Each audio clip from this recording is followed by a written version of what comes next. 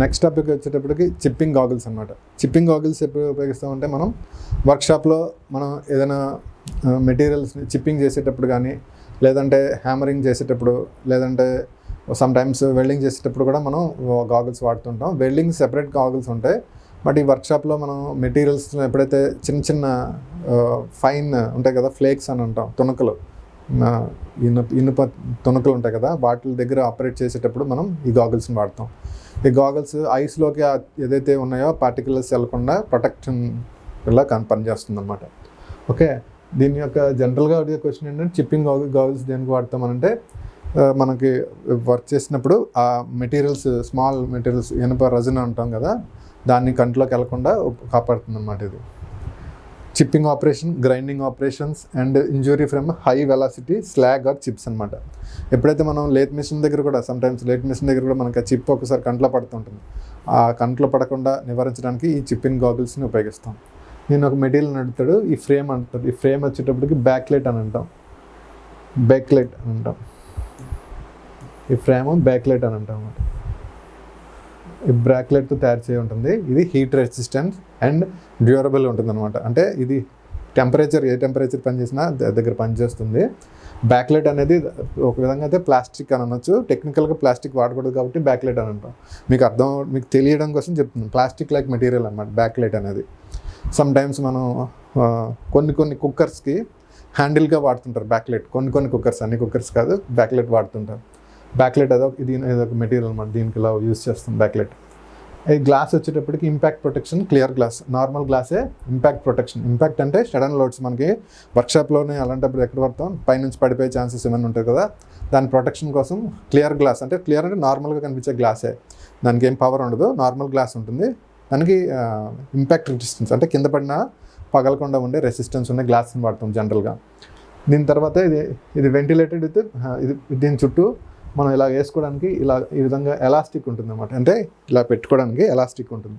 ఈ గ్లాసెస్ ఇలా పెట్టుకోవడానికి ఎలాస్టిక్ ఉంటుంది. దాని చుట్టూ ఉన్నది ఎలాస్టిక్ మెటీరియల్ ఉంటుంది.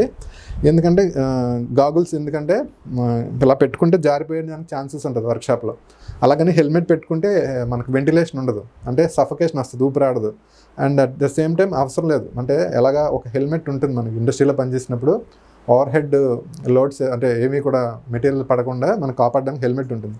కాబట్టి దీన్ని మనం జస్ట్ ఇలాగ వేర్ చేసుకొని దానికి ఒక ఎలాస్టిక్ లా ఉంటుంది అనమాట. అది దానికి ఇది యూజ్ చేస్తాం అనమాట. దీని గురించి వచ్చే టాపిక్స్ అంటే మెయిన్ టాపిక్స్ ఏంటంటే ఇదే గ్రైండింగ్ దగ్గర, చిప్పింగ్ దగ్గర ఇంజురీ అవ్వకుండా ఉపయోగించడానికి వాడే టూల్, అదే సేఫ్టీ టూల్ ఏంటంటే ఇది మనకి చిప్పింగ్ గ్లౌస్ అని చెప్పుకోవచ్చు అనమాట. Chipping goggles.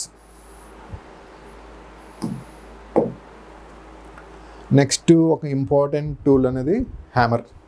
మనందరికీ తెలుసు హ్యామర్. అందరూ జనరల్గా ఇంజనీరింగ్ చదవవసరం లేదు, దానికి సుత్తి తెలియడానికి ఇంజనీరింగ్ చదవవసరం లేదు, జనరల్ మన ఇంట్లో అన్నింటిలో ఉంటుంది. బట్ ఎగ్జామ్ పాయింట్ ఆఫ్ వ్యూలో కొన్ని టెక్నికల్ టర్మ్స్ అడుగుతారు కాబట్టి ఇవి ఒకసారి తెలుసుకుందాం అన్నమాట. ఓకే, ఫస్ట్ ఏంటంటే వుడెన్ హ్యాండిల్, వుడ్తో తయారు చేస్తారు. వుడ్ ఎందుకంటే మనం ఎక్కువ హిట్ చేస్తాం. మనం ఏదైనా హెవీ లోడ్ని, ఏదైనా ఒక చిజిల్ని మనం హ్యామర్తో హిట్ చేస్తాం. హిట్ చేసినప్పుడు మనకి ఈ ఇంపాక్ట్ వల్ల మనకి సడన్ జర్క్ వస్తుంది. ఈ జర్కు ఐరన్ అయితే మన చేతిలో అదురుతాయి, అంటే వైబ్రేషన్స్ వస్తాయి ఐరన్ కానీ వాడితే. Iron is durable thing. But ఏంటంటే దానివల్ల ఎవరైతే ఆపరేట్ చేస్తున్నారో వాళ్ళకి చేతులు రివర్స్ ఆ షాక్ వల్ల అదురుతాయి చేతులు. దానివల్ల ఏం చేస్తామంటే వుడ్ వైబ్రేషన్స్ అబ్జర్వ్ చేసుకుంటుంది. అందుకని మనం వుడెన్ హ్యాండిల్ ఉపయోగిస్తాం. అది వుడెన్ హ్యాండిల్ అన్నమాట. ఓకే, నెక్స్ట్ వచ్చేటప్పటికి దీన్ని మనం బాల్ పిన్ కానీ, క్రాస్ పిన్ కానీ, స్ట్రైట్ పిన్ కానీ, 3 రకాల పిన్స్ అని అంటాం. ఈ పిన్ అంటాం అన్నమాట. ఈ రకంగా ఉంటుంది. దీన్ని పిన్ అని అంటాం. ఇది పిన్ అన్నమాట. ఓకే, మనం రివిట్ చేయడానికి కానీ, లేదంటే ఏదైనా షీట్ మెటల్ ఉందని ఎన్లార్జ్ చేయడానికి కానీ, ఈ విధంగా మనం దేనికి ఒక్కొక్క దానికి ఒక్కొక్క పర్పస్ లాగా ఉపయోగిస్తాం అన్నమాట. ఇది వచ్చేటప్పటికి చీక్ అని అంటాం. ఇది ఉంది కదా, ఈ చీక్ అని అంటాం. దీన్ని చీక్ అని అంటాం. ఇది జనరల్గా సాఫ్ట్గా ఉంటుంది అనమాట. దీనికి ఏమి ట్రీట్మెంట్ చేయడం, ఏమి హీట్ ట్రీట్మెంట్లు అలాంటివి ఏమి మనం చేయమన్నమాట.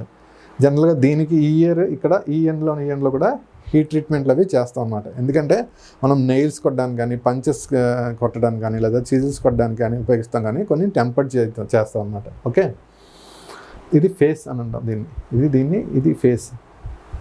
ఇది ఫేస్ అవుతుంది. ఇది కొంచెం కాన్వెక్స్ షేప్లో ఉంటుంది అనమాట. ఓకే, కాన్వెక్స్ షేప్లో ఎందుకంటే మనకి ఫ్లాట్గా ఉంటే ఆ యొక్క స్ట్రోక్ సరిగా తగలదు కాబట్టి ఈ కాన్వెక్స్ షేప్లో పెడతాం. దీనివల్ల ఏంటంటే ఈ ఫోర్స్ అంతా ఉపయోగించి దాన్ని కొట్టడానికి వీలవుతుంది అనమాట. ఈ కాన్వెక్స్ షేప్లో ఉంటుంది అనమాట. ఓకే, నెక్స్ట్ ఏం చెప్పుకున్నాం, ఇది చీక్ అని అనుకున్నాం కదా.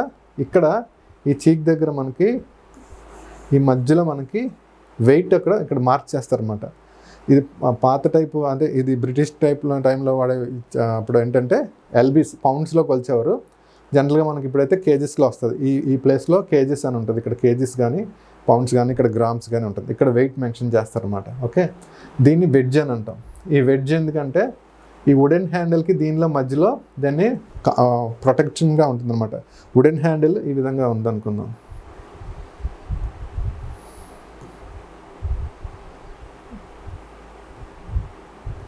ఈ విధంగా ఉందనుకుందాం. ఇక్కడ దీన్ని మనం వెడ్జ్లో పెడతాం. ఈ వెడ్జ్లో పెడతాం అనమాట. అంటే దీనికి సపోర్ట్గా పెడతాం అనమాట. దీన్ని ఐ అని అంటాం. ఈ పైన ఉన్న స్లాట్ని ఐ అంటాం. ఈ వై అంటాం, ఐ అంటాం. ఓకే, ఐ హోల్ అని, ఐ హోల్. ఇక్కడ మనం ఈ హ్యాండిల్ని ఇలా కింద నుంచి ఇన్సర్ట్ చేస్తాం. ఇన్సర్ట్ చేసినప్పుడు ఈ మధ్యలో ఏం చేస్తాం, హ్యాండిల్ మధ్యలో ఈ వెడ్జ్ని పెడతాం అన్నమాట. వెడ్జ్ అని ఉంటుంది. దీన్ని వెడ్జ్ అని అంటాం. ఈ వెడ్జ్ అనేది ఈ ఐ హోల్లో దాన్ని వెడ్జ్ పెడతాం అన్నమాట. దానివల్ల షాక్ అది అబ్జర్వ్ చేసుకోవడానికి, అది కూడా దాన్ని ఫ్రిమ్గా పట్టుకోవడానికి వెడ్జ్ అనేది దోహదపడుతుంది అన్నమాట.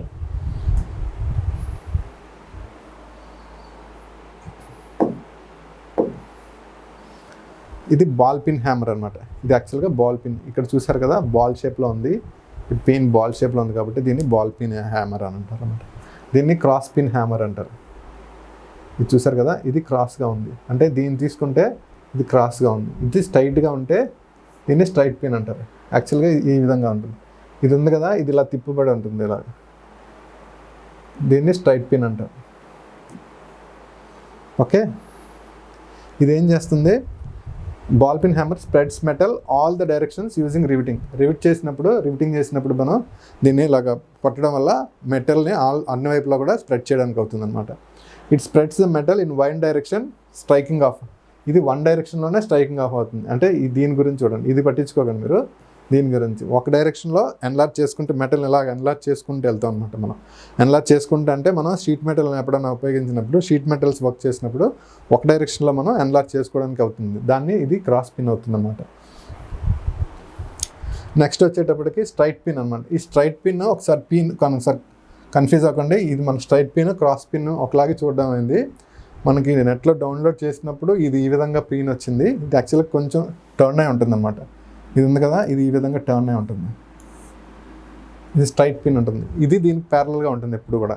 ఓకే, ఇది వన్ డైరెక్షన్లో పెర్పెండిక్యులర్గా దీన్ని స్ట్రైక్ చేయడానికి, అంటే మన మెటల్ని పెర్పెండిక్యులర్గా స్ట్రైక్ చేయడానికి ఈ స్ట్రైట్ పిన్ హ్యామర్ని ఉపయోగిస్తాం అనమాట.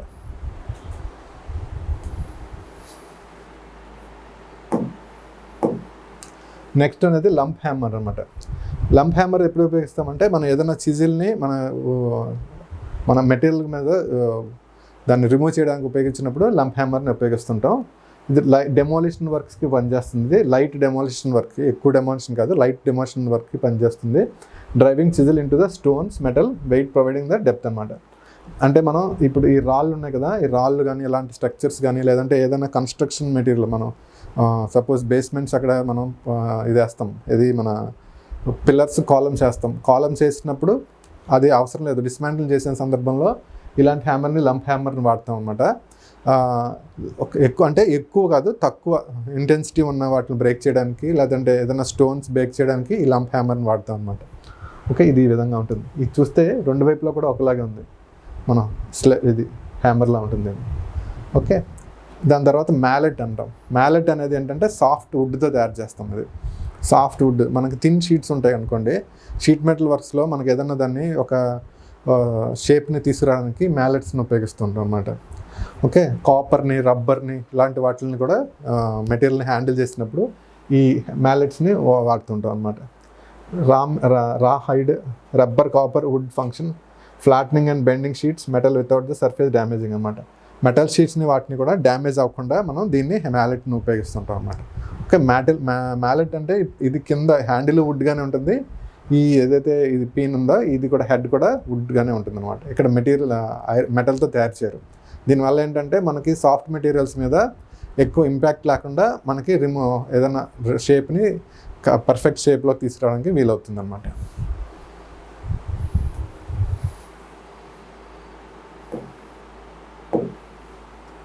ఇది basic type of screw driver. ఇవి అందరికీ తెలుసు స్క్రూ డ్రైవర్. ఇది హ్యాండిల్, దీన్ని మనం బ్లేడ్ అని అంటాము. ఓకే, దీని లేకపోతే షాంక్ అని కూడా అంటాము. యాక్చువల్గా ఇది హార్డ్ అండ్ కార్బన్ స్టీల్లో తయారు చేస్తుంటుంది. ఇది కొన్నిసార్లు స్క్వేర్ షేప్లో ఉంటుంది, ఇది ఒక్కొక్కసారి రౌండ్ షేప్లో కూడా ఉంటుంది. మనం ఎప్పుడైతే మనకు స్పానర్తో కంబైన్ యూజ్ చేసినప్పుడు మనం స్క్వేర్ షేప్లో వస్తుంది ఒక్కొక్కసారి. ఓకే, ఇది జనరల్గా ఇది వుడ్తో ఉంటుంది ఆర్ ప్లాస్టిక్తో కూడా ఉంటుంది అనమాట. ఇది depends upon the purpose we use అనమాట, మనం యూజ్ చేసే పర్పస్ బట్టి. ఇప్పుడు ఆల్మోస్ట్ అన్నీ కూడా ప్లాస్టిక్ వచ్చాయి, వుడెన్ తక్కువ ఉన్నాయి. ఎక్కడన్నా కార్పెంటరీ వర్క్లో వాటిల్లో వుడెన్ వాటిని ఉపయోగిస్తుంటారు. మనం జనరల్గా స్క్రూస్ని తీయడానికి వాటికి దీన్ని ఉపయోగిస్తాం. స్క్రూస్ని రిమూవ్ చేయడానికి దానికి మనం స్క్రూ డ్రైవర్ని ఉపయోగిస్తాం అనమాట. ఓకే, ఇది లండన్ ప్యాటర్న్, అంటే ఫ్లాట్ బ్లేడ్ ఉంటుంది, ప్రిఫర్డ్ ఫర్ కార్పెంటర్స్. ఈ బ్లేడ్ ఉంది చూసారా, ఈ బ్లేడ్ అనేది ఫ్లాట్గా ఉంటుంది అనమాట. ఇది లండన్ బ్లేడ్ అని అంటాం, దీన్ని లండన్ ప్యాటర్న్ అని అంటాం అనమాట. ఈ బ్లేడ్ ఫ్లాట్గా ఉంటుంది అనమాట. ఇందులో టైప్స్ ఉన్నాయి, ఒకసారి టైప్స్ తర్వాత చూద్దాం ఒకసారి.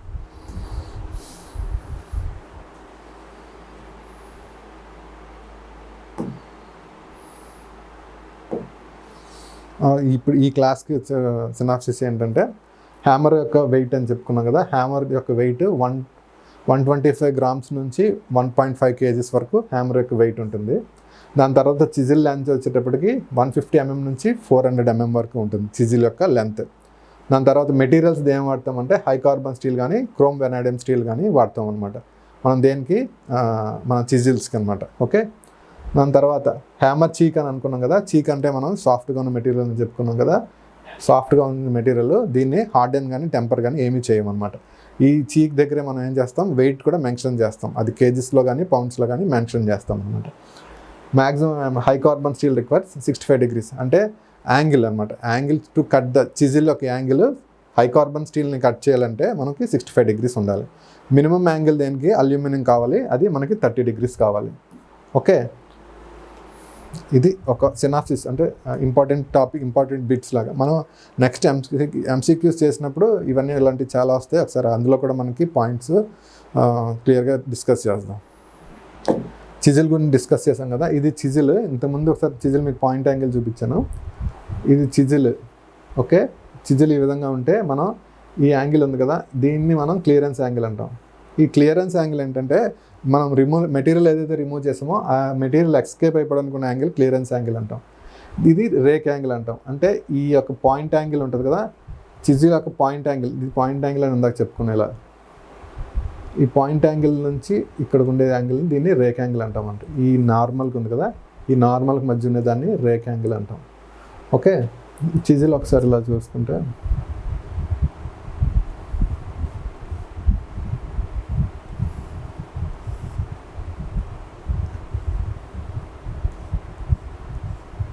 ఈ విధంగా ఉందనుకోండి చిజిల్. సపోజ్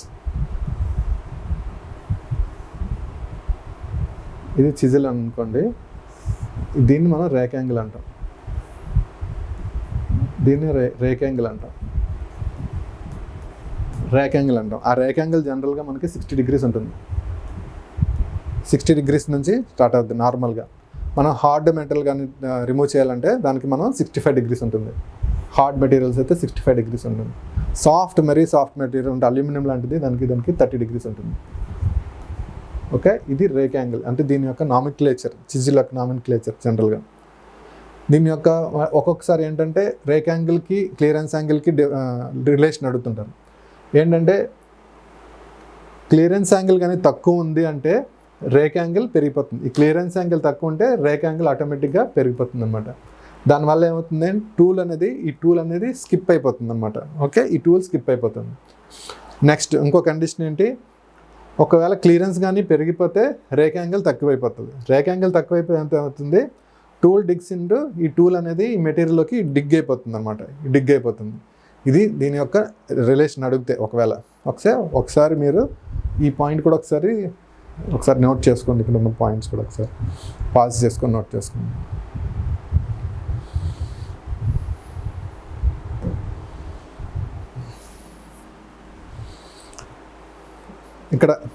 మనం ఇందాక చెప్పుకున్నాం కదా, చిజిల్ ఒక యాంగిల్ అనుకున్నాం కదా, పాయింట్ యాంగిల్ అవి. హై కార్బన్ స్టీల్ మనం 65 degrees. అదేవిధంగా దాని ఇంక్లినేషన్ వచ్చేటప్పటికి 39.5 degrees హార్డెస్ట్ అనమాట దాని యొక్క ఇంక్లినేషన్. క్యాస్ట్ ఐరన్ వచ్చేటప్పటికి 60 degrees, దాని యొక్క ఇంక్లినేషన్ 37 degrees. జనరల్గా మనకి పాయింట్ యాంగిల్లే అడుగుతారు. ఇంక్లినేషన్ గుర్తుపెట్టుకుంటే మంచిదే. జనరల్గా మనకు పాయింట్ యాంగిల్స్ అనే అడుగుతారు. మరీ టఫ్గా ఇవ్వాలనుకుంటేనే ఇంక్లినేషన్ యాంగిల్ అడుగుతారు అనమాట. ఇంక్లినేషన్ అడుగుతారు. మైల్ స్టీల్కి వచ్చేటప్పటికి 55 degrees, బ్రాస్ వచ్చేటప్పటికి 50 degrees, కాపర్ వచ్చేటప్పటికి 45 degrees, అల్యూమినియం వచ్చేటప్పటికి 30 degrees. ఇదంతా కూడా మనం చూసుకుంటే మెటీరియల్ హార్డ్గా ఉంటే high carbon steel very hard, cast iron దీనికన్నా కొంచెం తక్కువ ఉంటుంది, ఇది కొంచెం తక్కువ ఉంటుంది. ఇలాగా హార్డ్నెస్ తగ్గే కొద్దీ మనకి ఏమవుతుంది, దీని యొక్క పాయింట్ యాంగిల్ తగ్గుతూ వస్తుంది అనమాట. ఈ ఆర్డర్లో గుర్తుపెట్టుకుంటే మనకి ఈజీగా గుర్తుంటుంది అనమాట. ఇన్వర్స్ రిలేషన్షిప్ థంబ్ రూల్ అనమాట. ఏంటంటే హార్డ్ మెటీరియల్ అనుకోండి వైడర్ యాంగిల్ ఉంటుంది, హార్డ్ మెటీరియల్ ఉంటే యాంగిల్ వైడ్గా ఉంటుంది. ఓకే, సాఫ్ట్ మెటీరియల్ ఉంటే యాంగిల్ తక్కువ ఉంటుంది అనమాట. ఇది థంబ్ రూల్ లాగా. ఇది ఒకసారి మీకు గుర్తు లేకపోయినా వీటిని గుర్తుపెట్టుకోండి ఒకసారి. ఎగ్జామ్కి వెళ్ళిన తర్వాత ఆటోమేటిక్గా గుర్తు వచ్చేస్తాయి, ఏం పెద్దగా ఉండదు. అల్యూమినియం అడిగితే సాఫ్ట్ కాబట్టి 30 degrees వేస్తాం.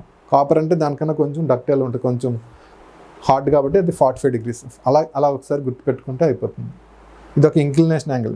మనకి అల్యూమినియం వచ్చేటప్పటికి 22 degrees సాఫ్టెస్ట్ అనమాట.